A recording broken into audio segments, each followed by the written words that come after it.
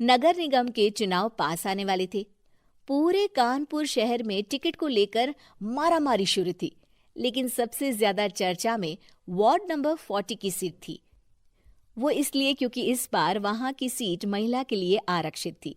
अब सवाल ये था कि चुनाव लड़ेगा कौन। इससे पहले ठाकुर साहब वहां से पार्षद थे और इस बार उन्होंने अपनी पत्नी सीमा ठाकुर को टिकट दिलवाई और ठाकुर साहब की शान के कारण सीमा जी ने 20,000 वोटों से चुनाव जीत लिया।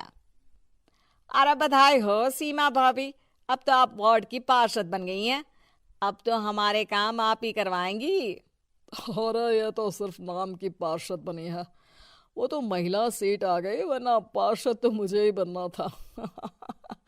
अब भले ही चेहरा इसका होगा, लेकिन पावर तो मेरी ही होगी। अरे वाह भाई साहब, क्या दिमाग लगाया है आपने भी। आइए आप लोग, खाना लगा दिया है सबके लिए। सीमा जी पार्षद बन चुकी थीं, फिर भी उनकी एक ना चलती। सारे काम ठाकुर साहब खुद ही संभाल लेते और जहां जरूरत पड़ती वहां सीमा जी का अंगूठा लगवा लेते। सीमा जी ज्यादा पढ़ी लिखी भी नहीं थी। एक दिन ठाकुर साहब और सीमा एक प्रोग्राम में जाते हैं। अरे ठाकुर साहब, आप आ गए। ओहो, पार्षद मैडम भी आ गई हैं। स्वागत है आप दोनों का।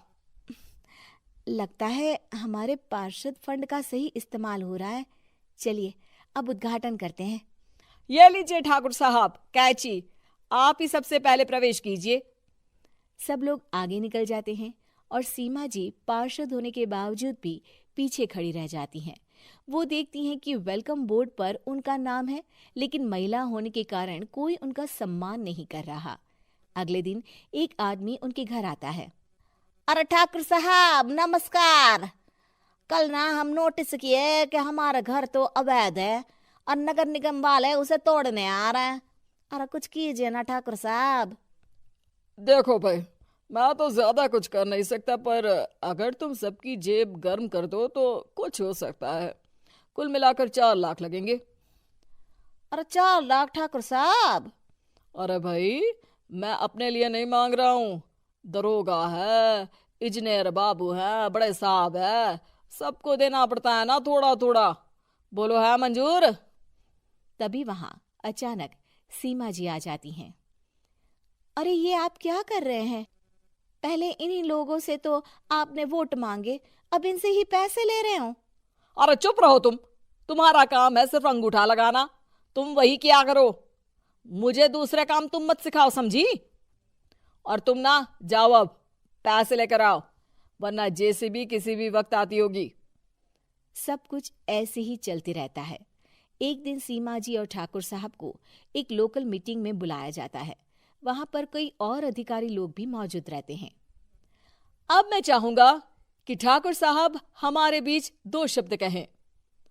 मेरे प्यारे भाइयों और बहनों, आज मेरा सौभाग्य है कि मैं आप सबकी सेवा दिन रात कर पा रहा हूँ।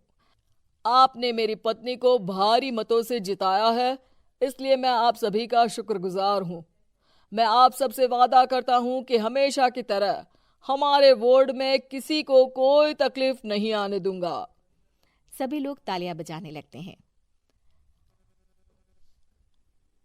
अब मैं माननीय पार्षद मैडम को स्टेज पे बुलाना चाहूंगा। अपने नाम को बुलाया सुनकर सीमा जी एकदम चौंक जाती है।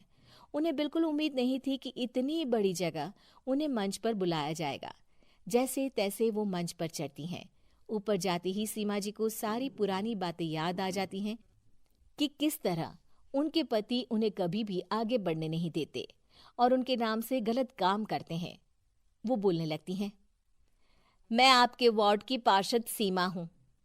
आप में से बहुत कम लोग ही मुझे जानते होंगे, क्योंकि इससे पहले मुझे कभी ऐसा मौका ही नहीं मिला। सारे मौके मेरे पार्षद पति यानी आपके ठाकुर साहब ही लेते रहे, लेकिन आज ये मौका मुझे मिला है तो मैं इसे ऐसे ही नहीं जाने दूंगी।